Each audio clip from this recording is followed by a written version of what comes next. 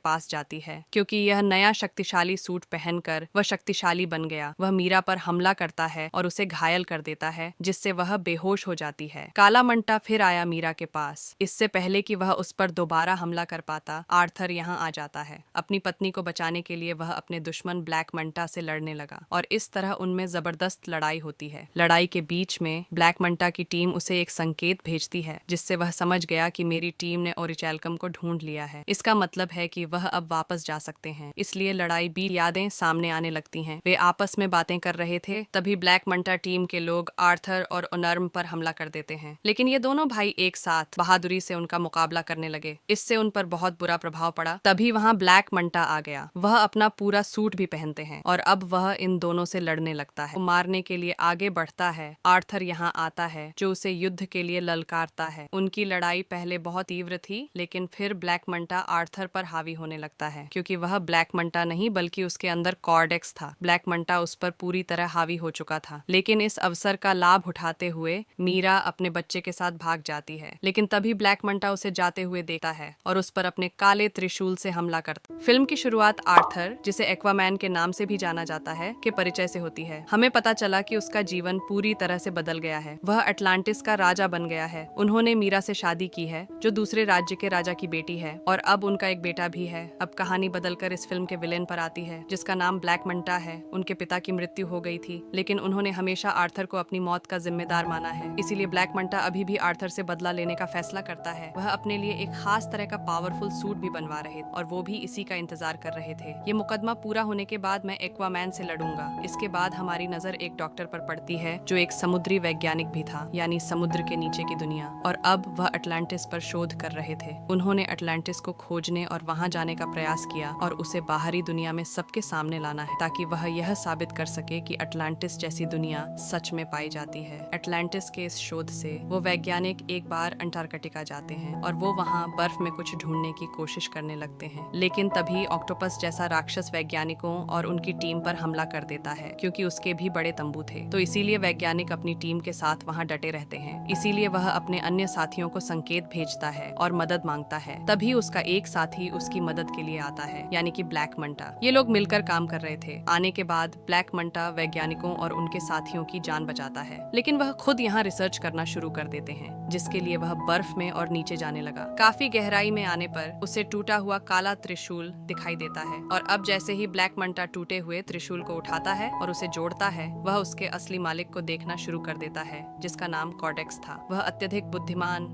और दुर्जय प्रतीत होता था। ब्लैक मंटा की यादों में वह कहते हैं कि क्योंकि तुमने मेरा टूटा हुआ त्रिशूल जोड़ दिया है, तो अब आप बहुत शक्तिशाली हो जाएंगे। इसके साथ ही आप अपने दुश्मन एक्वामैन से बदला लेने में भी सक्षम होंगे, और आप वह सब कुछ कर सकते हैं जो आप करना चाहते हैं। अब हम जानते हैं कि दुनिया में हालात काफी खराब हो चुके हैं, क्योंकि ग्लोबल वार्मिंग बहुत बढ़ गई है कि सुनामी और बाढ़ आती रहती है। इस कारण बाहर की दुनिया के साथ साथ समुद्री दुनिया में भी बहुत सारी कठिनाइयां हैं। इन सब के कारण समुद्र के जीव जंतु धीरे धीरे मर रहे हैं। यह सब देखकर अटलांटिक काउंसिल की बैठक होती है, जिसमें आर्थर भी शामिल थे। यहाँ आर्थर ने सभी परिषदों के सामने यह प्रस्ताव रखा, हमें बाहरी दुनिया के लोगों से मिलना और बात करना चाहिए, और हमें अपनी उन्नत तकनीक उनके साथ साझा करनी चाहिए, ताकि बाहरी दुनिया भी इसी तरह विकसित हो सके, और फिर वे हमारी समस्याओं का समाधान भी कर सकते हैं। लेकिन ये तो साफ है कि इस बात से कोई भी सहमत नहीं है। सभी परिषदें कहती हैं कि ऐसा नहीं हो सकता। वहाँ ब्लैक मंटा का सूट पूरी तरह से तैयार था, और अब वह बस किसी तरह अटलांटिस पहुंचना चाहता है और ओरिचल्कम चुराओ। अब ओरिचल्कम एक प्रकार की धातु है जो अटलांटिस साम्राज्य में पाई जाती है, जो बिल्कुल पेट्रोल की तरह काम करता है। इसके अलावा भी ओरिचल्कम के कई फायदे हैं। तो अब ब्लैक मंटा ओरिचल्कम पाने के लिए अपनी टीम के साथ अटलांटिस में प्रवेश करता है और वहां हमला करता है। अब देख रहा हूँ अपनी बर्बादी। मीरा उसे रोकने के लिए ब्लैक मंटा के पास जाती है, क्योंकि यह नया शक्तिशाली सूट पहनकर वह शक्तिशाली बन गया। वह मीरा पर हमला करता है और उसे घायल कर देता है, जिससे वह बेहोश हो जाती है। काला मंटा फिर आया मीरा के पास। इससे पहले कि वह उस पर दोबारा हमला कर पाता, आर्थर यहाँ आ जाता है। अपनी पत्नी को बचाने के लिए वह अपने दुश्मन ब्लैक मंटा से लड़ने लगा और इस तरह उनमें जबरदस्त लड़ाई होती है। लड़ाई के बीच में ब्लैक मंटा की टीम उसे एक संकेत भेजती है, जिससे वह समझ गया कि मेरी टीम ने ओरिचैल्कम को ढूंढ लिया है। इसका मतलब है कि वह अब वापस जा सकते हैं। इसलिए लिए लड़ाई बीच में ही छोड़कर वह यहाँ से चले गए। वह सुरक्षित भागने में भी सफल हो जाता है। मीरा की हालत बहुत खराब थी। जब आर्थर की माँ उनके पास आई, आर्थर की माँ उससे कहती है कि यह सोचने की बात है, यदि ब्लैक मंटा वास्तव में अटलांटिस में ओरिचलकम लेने के लिए यहाँ आया था तो निश्चित ही कुछ बुरा होने वाला है। ये सुनकर आर्थर अपनी माँ से कहता है, तो हमें इस मामले में मेरे भाई ऑर्म की मदद की आवश्यकता होगी। लेकिन क्यों?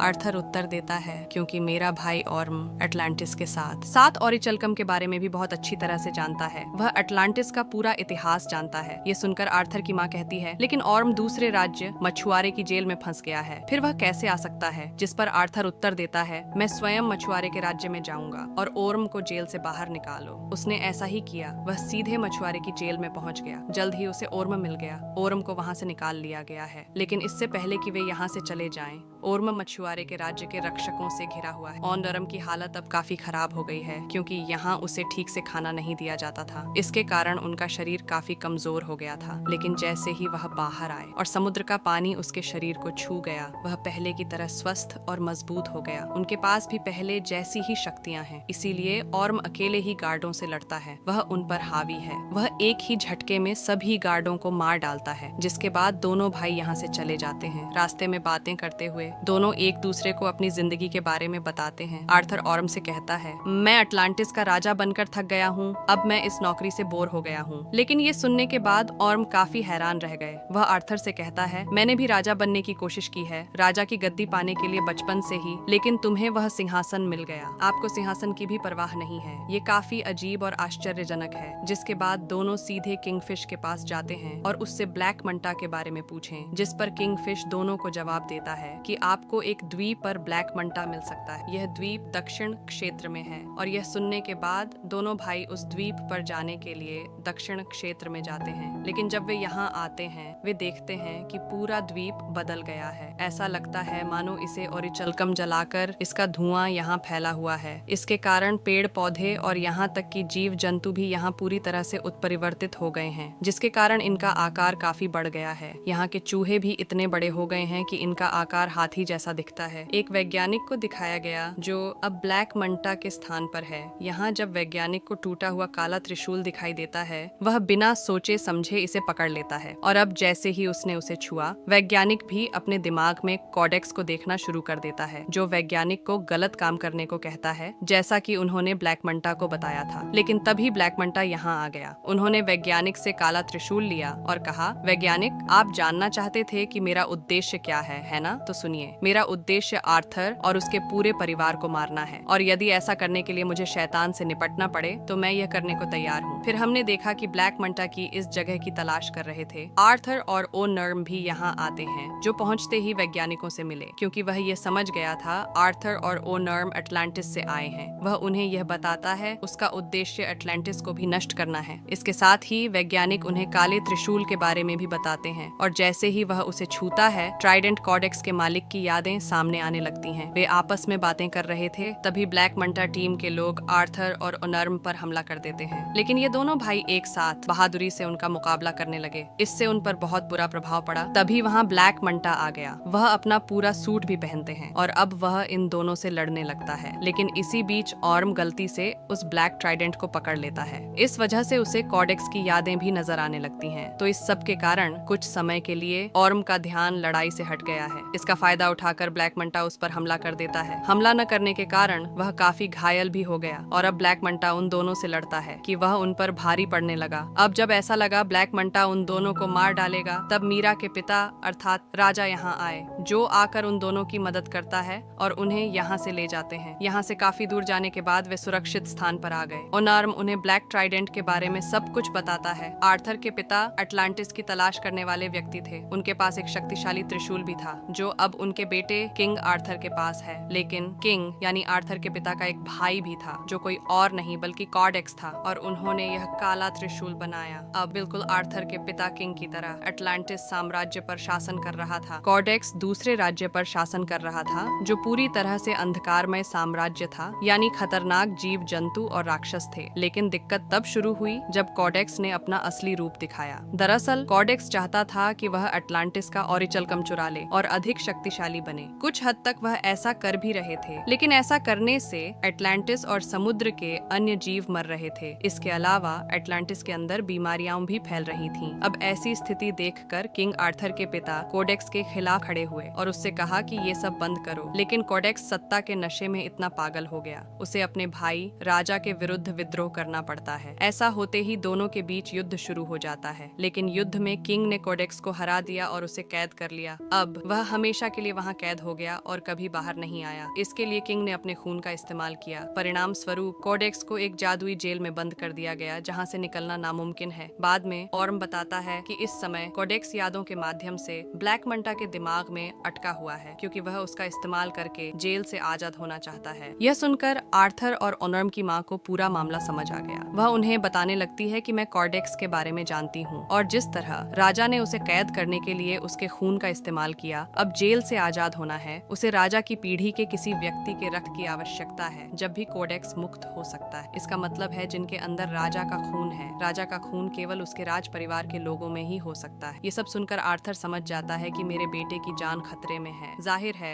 ब्लैक मंटा के लिए उनका बेटा सबसे आसान निशाना था जिसे वह आसानी से मार सकता था। तो वह तुरंत अपने घर आया और देखा कि सब कुछ नष्ट हो गया है। घर जल रहा था, बच्चा गायब था, वहीं एक शख्स घायल हो गया। पूछने पर उस व्यक्ति ने बताया कि यहाँ ब्लैक मंटा आया, उसने यह सब विनाश किया और तुम्हारे पुत्र को ले गया, जिससे यह स्पष्ट हो गया कि आर्थर का संदेह बिल्कुल सही था। तो अब आर्थर और ओनर्म अपने बेटे को बचाने जाते हैं, लेकिन उससे पहले उनकी माँ उन्हें समझाती है कि एक बात याद रखना, तुम भाई हो, चाहे कुछ भी हो जाए, आपको एक दूसरे का समर्थन करना होगा। वे सीधे ब्लैक मंटा के स्थान पर आते हैं और वहाँ हमला करते हैं, लेकिन एक बड़ा राक्षस उन पर भी हमला करता है। उनमें से बाकी बचे हैं, लेकिन मीरा के पिता वहीं फंसे हुए हैं। तब ऑर्म जाता है और उसकी मदद करता है और उन्हें राक्षस के चंगुल से बाहर निकालता है। यह देखकर मीरा के पिता को समझ आ गया, वह ऑर्म जिसे मैंने हमेशा गलत समझा था, वह बहुत अच्छे इंसान है। अंदर ब्लैक मंटा के साथ आर्थर का बेटा है। वह वैज्ञानिक भी वहाँ है जो एक छोटे बच्चे को देखता है और उसे बचाने के बारे में सोचता है। तो वह बच्चे को उठाता है और यहाँ से भागने लगता है, लेकिन ब्लैक मंटा जिसने उसे देखा था वैज्ञानिक पर हमला करता है और उसे घायल कर देता है और बच्चे को छीन लेती है। और अब जैसे ही ब्लैक मंटा अपने बच्चे को मारने के लिए आगे बढ़ता है, आर्थर यहाँ आता है जो उसे युद्ध के लिए ललकारता है। उनकी लड़ाई पहले बहुत तीव्र थी, लेकिन फिर ब्लैक मंटा आर्थर पर हावी होने लगता है, क्योंकि वह ब्लैक मंटा नहीं बल्कि उसके अंदर कोडेक्स था। ब्लैक मंटा उस पर पूरी तरह हावी हो चुका था, लेकिन इस अवसर का लाभ उठाते हुए